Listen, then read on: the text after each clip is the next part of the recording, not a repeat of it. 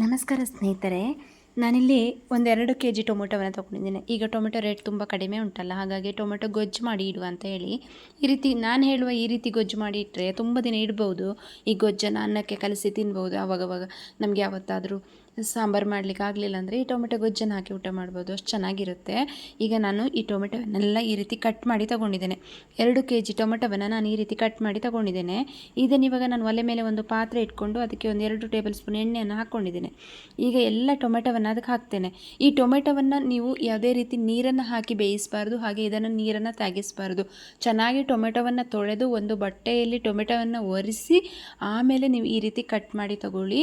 ಯಾಕಂದರೆ ನಾವು ತುಂಬ ದಿನ ಇಡೋದ್ರಿಂದ ನೀರು ಹಾಕಿದ್ರೆ ಹಾಳಾಗುತ್ತೆ, ಹಾಗಾಗಿ ನೀರನ್ನು ಉಪಯೋಗಿಸ್ಲಿಕ್ಕೆ ಹೋಗಬೇಡಿ. ಈ ರೀತಿ ಮಾಡಿ ಎಲ್ಲ ಟೊಮೆಟೊವನ್ನು ನಾನು ಇದಕ್ಕೆ ಹಾಕ್ತೀನಿ. ಇವಾಗ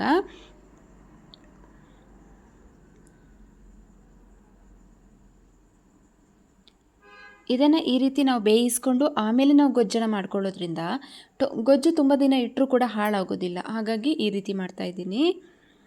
ಇವಾಗ ಎಲ್ಲ ಟೊಮೆಟೊವನ್ನು ನಾನು ಹಾಕ್ಕೊಂಡಿದ್ದೀನಿ. ಇದಕ್ಕೆ 2 ಕೆ ಜಿ ನಾನು ಟೊಮೆಟೊ ತೊಗೊಂಡಿದ್ದರಿಂದ ಪಾತ್ರೆ ಕೂಡ ಫುಲ್ ಆಯಿತು. ಇವಾಗ ಇದನ್ನು ಚೆನ್ನಾಗಿ ಬೇಯಲಿಕ್ಕೆ ಬಿಡ್ತೇನೆ ನಾನು. ಈಗ ಟೊಮೆಟೊ ರೇಟ್ ಕಡಿಮೆ ಇದ್ದಾಗ ಈ ರೀತಿ ನಾವು ಮಾಡಿಟ್ಕೊಳ್ಬೋದು. ಈಗ ಇದಕ್ಕೆ ನಾನು ಏನು ಮಾಡ್ತೀನಿ, ಒಂದು ಲಿಡ್ಡನ್ನು ಕ್ಲೋಸ್ ಮಾಡಿ ಬೇಯಲಿಕ್ಕೆ ಬಿಡ್ತೇನೆ. ನೋಡಿ ಇವಾಗ ಹೇಗೆ ಬೇಯ್ತಾ ಇದೆ ಅಂತ. ಟೊಮೆಟೊ ಎಲ್ಲ ಚೆನ್ನಾಗಿ ಬೆಂದಿದೆ. ನಾನು ಒಂದು ಲಿಡ್ಡನ್ನು ಕ್ಲೋಸ್ ಮಾಡಿ ಬೇಯಲಿಕ್ಕೆ ಬಿಟ್ಟಿದ್ದೆ. ಟೊಮೆಟೊ ಚೆನ್ನಾಗಿ ಬೆಂದಿದೆ.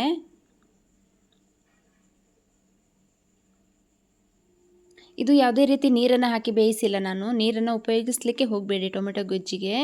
ಅದು ನೀರನ್ನು ಉಪಯೋಗಿಸಿದರೆ ಬೇಗ ಹಾಳಾಗಿಬಿಡುತ್ತೆ, ಅದಕ್ಕೋಸ್ಕರ. ಇವಾಗ ಇದಕ್ಕೆ ಒಂದು ಮಸಾಲೆಯನ್ನು ರೆಡಿ ಮಾಡೋಣ. ನಾನಿಲ್ಲಿ 1 ಟೇಬಲ್ ಸ್ಪೂನು ಸಾಸಿವೆ, ಹಾಗೆ 1 ಟೇಬಲ್ ಸ್ಪೂನಷ್ಟು ಅಥವಾ 1/4 ಟೇಬಲ್ ಸ್ಪೂನಷ್ಟು ಮೆಂತ್ಯ, 1 ಟೇಬಲ್ ಸ್ಪೂನಷ್ಟು ಜೀರಿಗೆ, ಇಷ್ಟನ್ನು ಹುರ್ಕೊಳ್ಳೋಣ. ಇವಾಗ ಇದನ್ನು ಹುರಿದು ನಾವು ಪೌಡ್ರ್ ಮಾಡ್ಕೊಳ್ಬೇಕು. ಜಾಸ್ತಿ ಹುರಿಲಿಕ್ಕೆ ಹೋಗಬೇಡಿ, ಮೆಂತ್ಯ ತುಂಬ ಹುರಿದ್ರೆ ಕೈ ಬರುತ್ತೆ. ಇವಾಗ ನೋಡಿ ಇಷ್ಟಾದರೆ ಸಾಕು. ಇದನ್ನು ನಾನು ತೆಗೆದು ಪೌಡ್ರ್ ಮಾಡ್ಕೊಳ್ತೀನಿ. ಈಗ ನಾನು ಟೊಮೆಟೊವನ್ನು ಬೇಯಿಸಿದ್ದನ್ನು ಇನ್ನೊಂದು ಪಾತ್ರೆಗೆ ಹಾಕಿ ತಣ್ಣಗಾಗ್ಲಿಕ್ಕೆ ಬಿಟ್ಟಿದ್ದೇನೆ. ತಣ್ಣಗಾಗಿದೆ ಇದೀಗ. ಇಷ್ಟು ಬೇಯಿಸಿ ಇದನ್ನು ತಣ್ಣಗಾಗಲಿಕ್ಕೆ ಒಂದು ಪಾತ್ರೆಗೆ ಹಾಕ್ಕೊಂಡಿದ್ದೀನಿ. ತಣ್ಣಗಾಗಿದೆ. ಈಗ ಇದನ್ನು ನಾನು ಮಿಕ್ಸಿ ಜಾರಲ್ಲಿ ಹಾಕ್ಕೊಳ್ತೇನೆ. ಈಗ ಈ ಟೊಮೆಟೊವನ್ನು ಮಿಕ್ಸಿ ಜಾರಲ್ಲಿ ಹಾಕಿ ರುಬ್ಕೊಂಡು ಬರೋಣ ನಾವು. ಎಲ್ಲ ಟೊಮೆಟೊವನ್ನು ಕೂಡ ರುಬ್ಬಿ ಪೇಸ್ಟ್ ರೆಡಿ ಮಾಡ್ಕೊಳ್ಳೋಣ. ನಾವಿಲ್ಲಿ ಟೊಮೆಟೊ ಪ್ಯೂರಿಯನ್ನು ರೆಡಿ ಮಾಡ್ಕೊಳ್ತೀನಿ. ನೋಡಿ ನಾನು ಎಲ್ಲ ಟೊಮೆಟೊವನ್ನು ಕೂಡ ರುಬ್ಕೊಂಡು ಬಂದೆ. ಈಗ ಒಲೆ ಮೇಲೆ ಒಂದು ಪಾತ್ರೆ ಇಟ್ಕೊಂಡು ಅದಕ್ಕೆ ಒಂದು 4 ಟೇಬಲ್ ಸ್ಪೂನಷ್ಟು ಎಣ್ಣೆ ಹಾಕ್ಕೊಂಡಿದ್ದೇನೆ. ಅಂದರೆ ಎಣ್ಣೆ ಸ್ವಲ್ಪ ಜಾಸ್ತಿನೇ ಹಾಕ್ಕೊಳ್ಳಿ ನೀವು. ನಾನಿಲ್ಲಿ ಕಡಿಮೆ ಹಾಕ್ಕೊಂಡಿದ್ದೇನೆ. ಎಣ್ಣೆ ಸ್ವಲ್ಪ ಜಾಸ್ತಿ ಹಾಕ್ಕೊಳ್ಳಿ. ಅಂದರೆ ಇಷ್ಟು 2 ಕೆ ಜಿ ಟೊಮೆಟೊಗೆ ಒಂದು 100 ಗ್ರಾಮಷ್ಟು ಎಣ್ಣೆನ ನೀವು ಹಾಕ್ಕೊಂಡ್ರೆ ಆವಾಗ ಚೆನ್ನಾಗಿ ಬರುತ್ತೆ. ಅದಕ್ಕೆ 1 ಟೇಬಲ್ ಸ್ಪೂನ್ ಸಾಸಿವೆ, 1 ಟೇಬಲ್ ಸ್ಪೂನು ಕಡಲೆಬೇಳೆ, 1 ಟೇಬಲ್ ಸ್ಪೂನ್ ಉದ್ದಿನ ಬೇಳೆಯನ್ನು ಹಾಕ್ಕೊಳ್ಳಿ. ಹಾಗೆ ಸ್ವಲ್ಪ ಕರಿಬೇವನ್ನು ಹಾಕಿ ಒಗ್ಗರಣೆಯನ್ನು ರೆಡಿ ಮಾಡ್ಕೊಳ್ಳೋಣ. ಒಂದು 2 ಬ್ಯಾಡಗೆ ಮೆಣಸಿನಕಾಯಿನ ಈ ರೀತಿ ಕಟ್ ಮಾಡಿ ಹಾಕ್ಕೊಂಡಿದ್ದೇನೆ. ಇವಾಗ ನಮ್ಮ ಒಗ್ಗರಣೆ ಸ್ವಲ್ಪ ಫ್ರೈ ಆದ ತಕ್ಷಣ ನಾವು ರುಬ್ಬಿಟ್ಕೊಂಡಿರುವಂಥ ಮಸಾಲೆ ಟೊಮೆಟೊ ಪ್ಯೂರಿಯನ್ನು ಹಾಕ್ಕೊಳ್ಳೋಣ.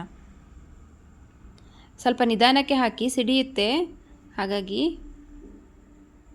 ಈಗ ಎಲ್ಲ ಟೊಮೆಟೊ ಪ್ಯೂರಿಯನ್ನು ನಾನು ಹಾಕ್ಕೊಳ್ತಾ ಇದ್ದೀನಿ. ಇದು ಚೆನ್ನಾಗಿ ಕುದಿ ಬರಬೇಕು. ಈ ಟೊಮೆಟೊ ಅನ್ನೋದು ಇವಾಗ ಇಷ್ಟು ನೀರಿದೆ ಅಲ್ವಾ, ಇದು ಗಟ್ಟಿಯಾಗೋ ತನಕ ನಾವು ಇದನ್ನು ಕುದಿಸಬೇಕು. ಈ ಟೊಮೆಟೊ ಪ್ಯೂರಿಯನ್ನು ನಾವು ಚೆನ್ನಾಗಿ ಕುದಿಸಬೇಕು. ಆವಾಗಲೇ ಗೊಜ್ಜು ನಮ್ಮ ಟೇಸ್ಟಿಯಾಗಿ ತುಂಬ ಚೆನ್ನಾಗಿ ಬರುತ್ತೆ. ಇದನ್ನು ಇವಾಗ ನಾನೊಂದು ಲಿಡ್ಡನ್ನು ಕ್ಲೋಸ್ ಮಾಡಿ ಇಡ್ತೇನೆ. ಯಾಕಂದರೆ ಇದು ತುಂಬ ಸಿಡಿಯುತ್ತೆ. ಈ ಟೊಮೆಟೊ ಗೊಜ್ಜು ಮಾಡುವಾಗ ಸ್ಟವ್ ಎಲ್ಲ ಸ್ವಲ್ಪ ಆಗಿಬಿಡುತ್ತೆ. ಹಾಗಾಗಿ ಈಗ ಇದಕ್ಕೆ ಒಂದು ಸ್ವಲ್ಪ ಮಸಾಲೆಗಳನ್ನು ಸೇರಿಸ್ಕೊಳ್ಳೋಣ. ಒಂದು ಅರ್ಧ ಸ್ಪೂನು ಟರ್ಮರಿಕ್ಕು, ಅರಶಿಣದ ಪೌಡರ್, ಹಾಗೆ ಇಲ್ಲಿ ಖಾರಕ್ಕೆ ನಿಮಗೆ ಎಷ್ಟು ಬೇಕಷ್ಟು ಚಿಲ್ಲಿ ಪೌಡ್ರನ್ನು ಹಾಕ್ಕೊಳ್ಳಿ. ನಾನಿಲ್ಲಿ 1.5 ಸ್ಪೂನಷ್ಟು ಚಿಲ್ಲಿ ಪೌಡ್ರನ್ನು ಉಪಯೋಗಿಸ್ಕೊಳ್ತಾ ಇದ್ದೀನಿ. ಇಲ್ಲಿ ನಿಮಗೆ ಜಾಸ್ತಿ ಬೇಕಾದರೆ ಜಾಸ್ತಿ ಹಾಕಿದರೆ ಕೂಡ ಚೆನ್ನಾಗಾಗೋದಿಲ್ಲ, 1-2 ಟೇಬಲ್ ಸ್ಪೂನ್ ಹಾಕ್ಕೊಳ್ಬೋದು. ಕೆಲವೊಂದು ಚಿಲ್ಲಿ ಪೌಡ್ರು ಸ್ವಲ್ಪ ಖಾರ ಕಡಿಮೆ ಇರ್ತವೆ, ಕೆಲವು ಜಾಸ್ತಿ ಇರ್ತವೆ ಅಲ್ಲ, ಅದು ನೋಡಿ ಹಾಕ್ಕೊಳ್ಳಿ ನೀವು. ಈಗ ಎಲ್ಲವನ್ನು ಮಿಕ್ಸ್ ಮಾಡ್ಕೊಳ್ಳೋಣ ಚೆನ್ನಾಗಿ.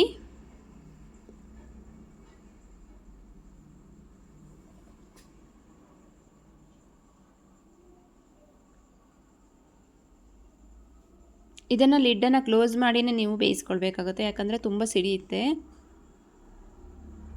ಈಗ ನಾನು ಆವಾಗಲೇ ಪೌಡ್ರ್ ಮಾಡ್ಕೊಳ್ಳೋಣ ಅಂತ ಹೇಳಿದ್ನಲ್ಲ, ಜೀರಿಗೆ, ಸಾಸಿವೆ ಹಾಗೆ ಮೆಂತ್ಯವನ್ನು ಪೌಡ್ರ್ ಮಾಡಿಕೊಂಡು ಹಾಕ್ಕೊಳ್ತಾ ಇದ್ದೀನಿ. ಇದು ಹಾಕೋದ್ರಿಂದ ಟೊಮೆಟೊ ಗೊಜ್ಜು ತುಂಬ ಟೇಸ್ಟಿಯಾಗಿ ಬರುತ್ತೆ. ಇವಾಗ ಚೆನ್ನಾಗಿ ಮಿಕ್ಸ್ ಮಾಡ್ಕೊಳ್ಳೋಣ ಹಾಕ್ಬಿಟ್ಟು.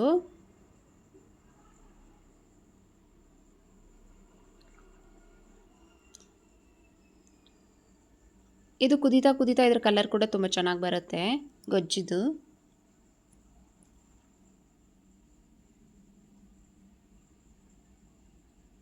ಇವಾಗ ಎಲ್ಲವೂ ಕೂಡ ಚೆನ್ನಾಗಿ ಮಿಕ್ಸ್ ಆಗಿದೆ.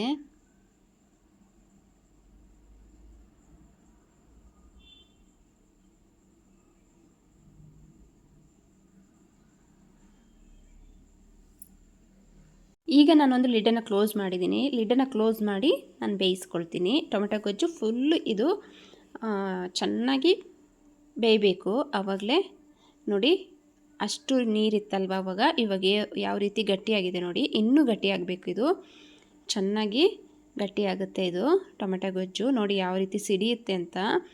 ಇದು ಫುಲ್ಲು ಸಿಡಿಯುತ್ತೆ, ಸ್ಟವ್ವು ಗೋಡೆ ಎಲ್ಲ ಸಿಡಿಯುತ್ತೆ. ಹಾಗಾಗಿ ನಾನು ಮುಚ್ಚಳವನ್ನು ಮುಚ್ಚಿಬಿಟ್ಟು ಇದನ್ನು ಕುದಿಸ್ಕೊಂಡಿದ್ದೀನಿ.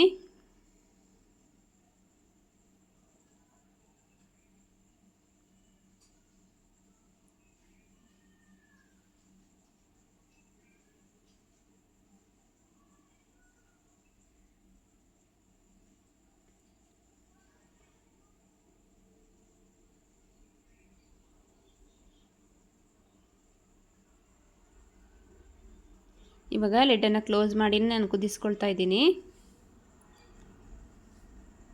ಇಲ್ಲಿ ಲಿಡ್ಡನ್ನು ತೆಗೆದುಬಿಟ್ಟು ನಾನು ರುಚಿಗೆ ತಕ್ಕಷ್ಟು ಉಪ್ಪನ್ನು ಹಾಕ್ಕೊಳ್ತಾ ಇದ್ದೀನಿ.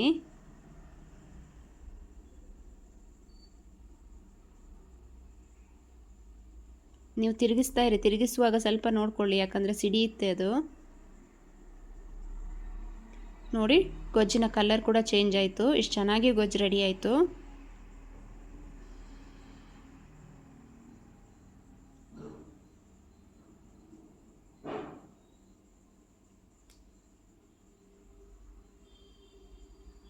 ಇವಾಗ ಈ ಗೊಜ್ಜನ್ನೊಂದು ಬೌಲಿಗೆ ಸರ್ವ್ ಮಾಡ್ತಾ ಇದ್ದೀನಿ. ನೋಡಿ ಗೊಜ್ಜು ಎಷ್ಟು ಚೆನ್ನಾಗಿ ಟೊಮೆಟೊ ಗೊಜ್ಜು ರೆಡಿಯಾಗಿದೆ. ಈ ವಿಡಿಯೋ ನಿಮಗೆ ಇಷ್ಟ ಆದರೆ ಒಂದು ಲೈಕ್ ಮಾಡಿ, ಶೇರ್ ಮಾಡಿ, ಕಮೆಂಟ್ ಮಾಡಿ. ಹಾಗೆ ನಮ್ಮ ಚಾನಲನ್ನು ಸಬ್ಸ್ಕ್ರೈಬ್ ಮಾಡ್ಕೊಂಡು ನೋಡಿ. Thank you. Bye bye.